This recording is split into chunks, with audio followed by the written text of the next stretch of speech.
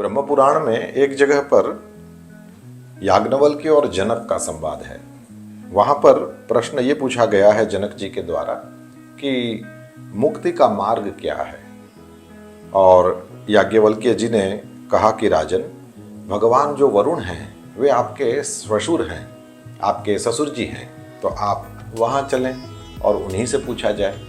तो याज्ञवल्क्य और जनक दोनों ही राजा वरुण के पास जाते हैं और उनको मुक्ति का मार्ग पूछते हैं। और वरुण जी ने जो जवाब दिया है उसे सुने आज।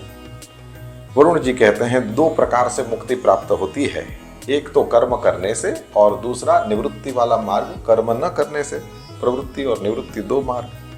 कहते हैं वेद में यह निश्चित किया गया है कि कर्म न करने की अपेक्षा कर्म करना यह श्रेष्ठ है।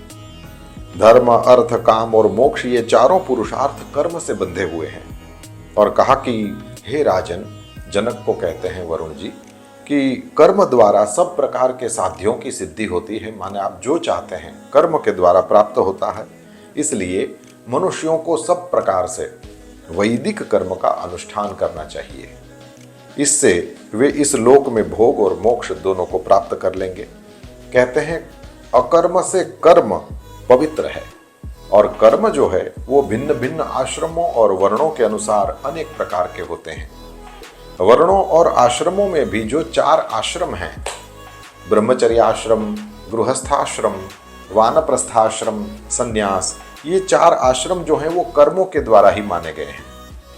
और फिर गृहस्थाश्रम की प्रशंसा है कि उनमें भी गृहस्थाश्रम जो है वो अधिक पुण्यदायक है, उससे भोग और मोक्ष दोनों ही प्राप्त हो सकते हैं।